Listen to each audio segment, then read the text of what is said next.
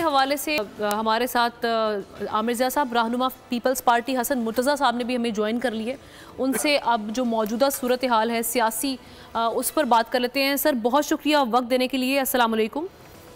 جی وعلیکم السلام. حسن مرتضیٰ صاحب, یہ ابھی جو ساری سچویشن ہے اس میں پہلے تو آپ لوگوں کی انتخابات کو لے کے آپ لوگ کتنے پر امید ہیں کہ یہ وقت پر ہونے والے انتخابات, کیونکہ بہت ساری ایسی ہم دیکھ رہے ہیں اسپیکولیشنز بھی ہیں کہ جو انتخابات ہونے ہی نہیں ہیں. آپ سمجھتے ہیں کہ کچھ ایسا ماحول بن رہا ہے ابھی؟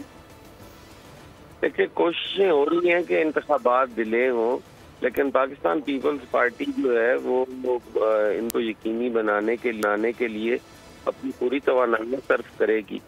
ہم نہیں چاہتے کہ جس جمہوریت کو بحال کروانے کے لیے ہم نے بے نظیر بھٹو شہید جیسی شخصیت کھو دی, ذوالفقار علی بھٹو جیسا رہنما کھو دیا, ہم مزید کوئی نقصان اٹھانے کی پوزیشن میں نہیں ہیں. ہم اس جمہوریت کو ڈی ریل بھی نہیں ہونے دیں گے اور اس کو اس تسلسل کو ٹوٹنے بھی نہیں دیں گے.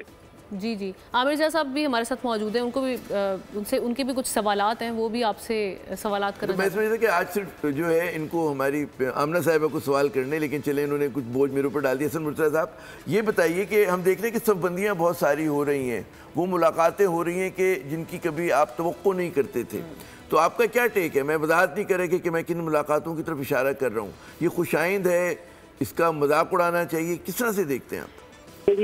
پیپلز پارٹی تو ایسی جو ڈیولپمنٹ ہیں ان کو سائنس سمجھتی ہے سیاست کے لیے اور جمہوریت کے لیے. ہم سمجھتے ہیں کہ انتہا پسندی کی سیاست کا مکمل پاکستان اب نہیں ہو سکتا. تو اس انتہا پسندی کو ختم کرنے کے لیے اگر کوئی شخص قدم بڑھاتا ہے تو پیپلز پارٹی تو اسے خوش آئند سمجھتی ہے.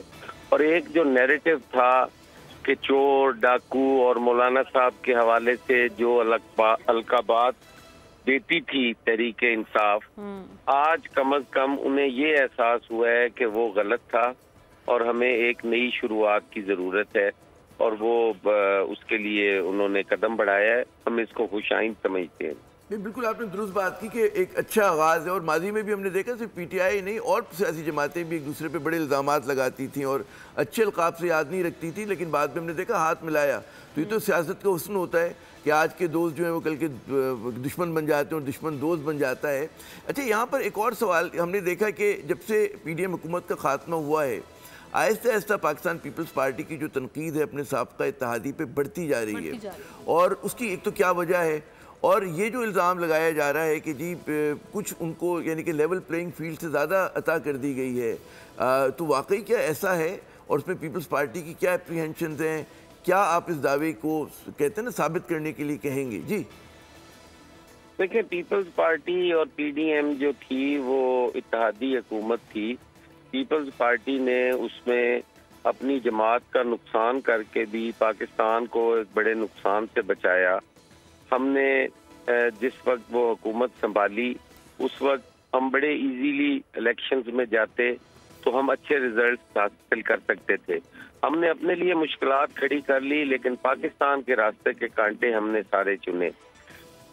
آج جو ہمیں ان سے گلا یا شکوہ یا جو ہم بات کرتے ہیں وہ کوئی اس لیے نہیں کرتے کہ وہ فیوریٹ ہو گئے ہیں تو ہم فیوریٹ نہیں رہے. ہم سمجھتے ہیں کہ یہ طریقہ کار غلط ہے. ہماری جو مشترکہ جدوجہد تھی وہ سلیکٹڈ کے خلاف تھی. بالکل ٹھیک, آپ کا ٹیک آگے اس پہ کہ جو مشترکہ جدوجہد تھی, آپ کا یہ ٹیک ہے کہ پی ڈی ایم کی یا پاکستان پیپلز پارٹی کا جو الحاق تھا پی ڈی ایم کے ساتھ, وہ یہ جو سلیکشن والا ایک انوائرمنٹ تھا اس کے اگینسٹ تھا. شکریہ آپ کا وقت دینے کے لیے. سبسکرائب کریں اور بیل دبائیں تاکہ کوئی خبر رہ نہ جائے.